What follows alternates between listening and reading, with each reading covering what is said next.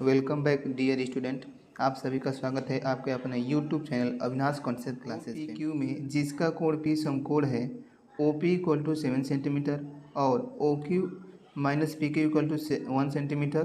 तो ज्ञात कीजिए कि साइन क्यू और कॉस क्यू के मान क्या होगा।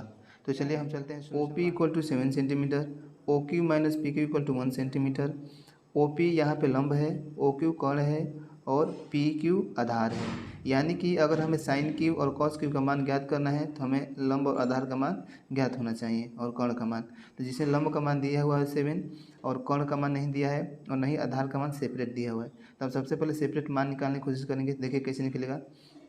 हम यहाँ पे पाइथागोरस प्रमेय का प्रयोग करेंगे। जैसे कि पाइथागोरस प्रमेय का होता है कोण स्क्वायर इक्वल टू होता है लंब स्क्वायर प्लस आधार स्क्वायर, ठीक है ना। तो यहाँ से एक दिया है, देखिए रिलेशन दिया है, लॉजिक दिया हुआ है। O Q minus P Q equal to 1 है, तो यहाँ से कोण बराबर हो जाएगा 1 प्लस पी क्यू, यानी कोण की वैल्यू क्या आ गई 1 प्लस पी क्यू। सीधे यहाँ कोण की वैल्यू यहाँ पे हम क्या करेंगे पुट कर देंगे। जब पुट करेंगे तो क्या होगा, देखिए ध्यान से, यहाँ से हम कोण का मान रखेंगे, कोण का मान यहाँ रखेंगे तो क्या होगा, देखिए ओ क्यू के जगह पर रखेंगे 1 प्लस पी क्यू का होल स्क्वायर इक्वल टू लंब का स्क्वायर 7 और आधार का स्क्वायर पी क्यू, ठीक है ना। अब देखो 1 प्लस पी क्यू के होल स्क्वायर को हम 1 प्लस ए प्लस बी के होल स्क्वायर पे क्या करेंगे, इसको तोड़ देंगे। A square plus B square plus 2ab में, तो जैसे इसको तोड़ेंगे तो होगा A square P Q square plus 2pq, इधर होगा 7 का स्क्वायर 49 और पी क्यू स्क्वायर इधर आ जाएगा। अब पी क्यू स्क्वायर से पी क्यू स्क्वायर क्या हो गया कैंसिल। बाकी आगे नीचे देखेंगे स्टेप में, देखिए यहाँ पे पी क्यू को यहीं पर रहने दीजिए, 1 इधर जाएगा तो क्या हो जाएगा माइनस में, प्लस में तो माइनस में। देखिए 2pq इक्वल टू हो गया 48, 49 में से एक जाएगा तो क्या बचेगा 48, ठीक है ना।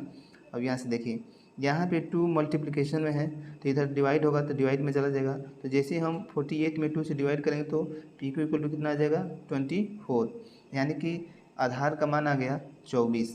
तो जब आधार का मान 24 आ गया तो कोण बराबर हम निकाले थे, कोण बराबर 1 प्लस पी क्यू। जैसे हम पी क्यू की जगह पे 24 रखेंगे तो 1 प्लस पी क्यू यानी कोण कितना हो जाएगा 25। कोण 25 हो गया तो हमें कोण मिल गया, हमें आधार मिल गया और हमें लंब मिल गया 7। तो यहाँ से हम मान निकाल सकते हैं कॉस बराबर होता है आधार बटे में कोण, तो हो गया 24 बटे में। चलिए क्वेश्चन नंबर 2 आपके सामने है, ध्यान से देखिएगा। देखा है त्रिभुज ABC में जिनका कोण B समकोण है, यदि tan A इक्वल टू 1/√3 है तो निम्नलिखित के मान ज्ञात कीजिए। यानी कि sine A into cos C plus cos A into sine C की वैल्यू निकालनी है और कॉट C की वैल्यू निकालनी है। चलिए देखते हैं सोल्यूशन। देखिए सोल्यूशन सबसे पहले जो चीज़ दिया रहता है उसको देख लेते हैं ध्यान से। देखिए क्या दिया है, tan A इक्वल टू दिया है 1/√3। हम एक समकोण त्रिभुज बना लिए ABC।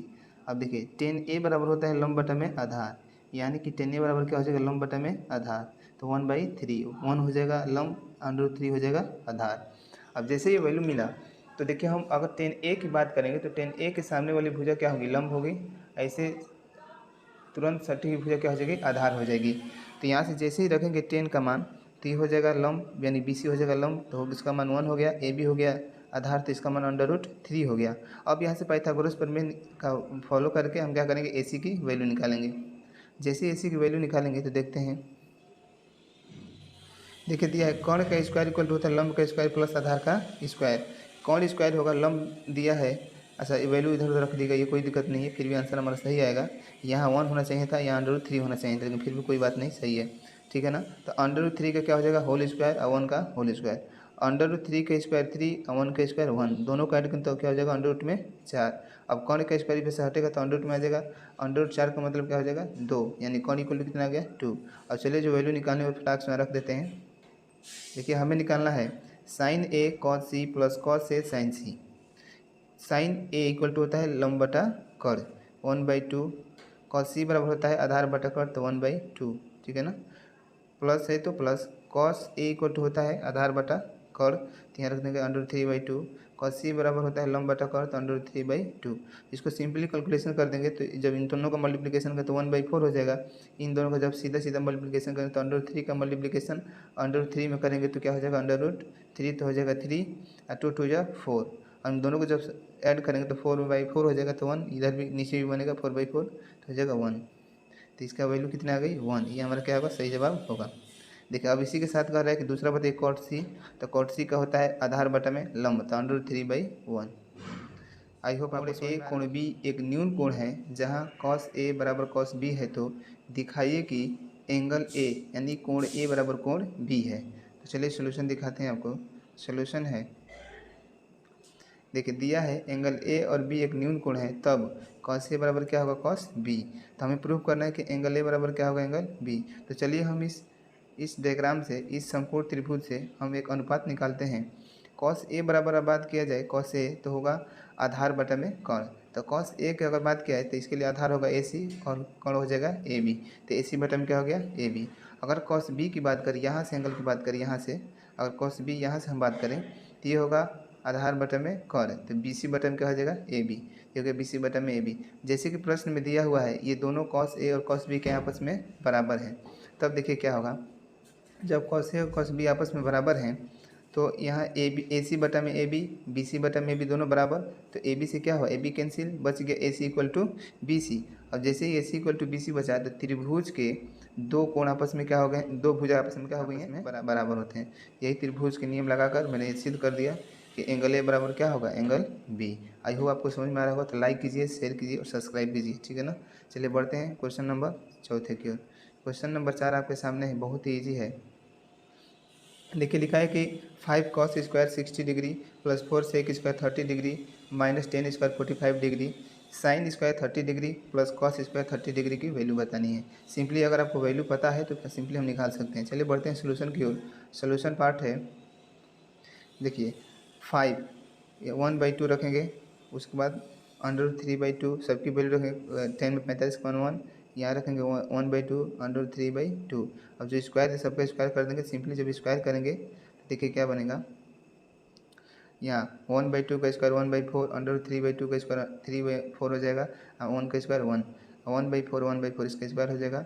इन दोनों कैलकुलेट करेंगे तो क्या हो जाएगा, देखिए ये हो जाएगा, यहाँ 4 से 4 कैंसिल हो गया, बाकी सेम ऐसे ही रहने दीजिए। आगे बढ़ते हैं, देखिए नीचे लिखे हुए हैं हम, देखिए 5/4 प्लस 3 -1। अब नीचे जब 1/4 3/4 जब ऐड करेंगे तो 4/4 कैंसिल हो जाएगा।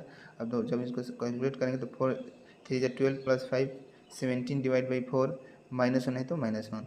अब करेंगे तो क्या होगा 17 डिवाइड/4, तो इधर मल्टीप्लाई करेंगे तो 17 -1 डिवाइड/4, जब 17 में से 4 जाएगा तो क्या होगा 13। अब बटन जाएगा, देखिए लिखा है साइन 18 बटा में cos 72 का मान बताना है। हम आपको बताए थे चेंज करने वाला रूल, साइन कॉस में बदलता है, कॉस साइन में बदलता है, टेन कॉट में, कॉट टेन में, सेक कॉसेक में, कॉस सेक में। तो ये रूल आपको याद होना चाहिए, वही हम किए हैं। देखिए ध्यान से, साइन 18 बटा में कॉस में 72 है, तो क्या हम साइन 18 इक्वल टू साइन में 90 माइनस 72 नहीं लिख सकते हैं, बिल्कुल लिख सकते हैं। अब sine 18 equal to cos 90 minus theta बराबर क्या होता है, साइन 90 माइनस थीटा बराबर क्या होता है कॉस थीटा। तो यानी कि जहाँ साइन 18 वहाँ पे क्या रखते हैं कॉस में 72। देखिए साइन 18 के जगह मैंने क्या रख दिया कॉस में 72, और cos 72 पहले से था तो मैंने पहले से रख दिया। अब दोनों को जब कैंसिल करेंगे तो आंसर क्या आ जाएगा 1। इसके बाकी के दो पार्ट इसमें जो क्वेश्चन नंबर 5 है आप कर लीजिएगा। आज के लिए इतना ही, मिलते हैं अगले वीडियो में, तब तक के लिए लाइक कीजिए, शेयर कीजिए, सब्सक्राइब कीजिए। जय हिंद।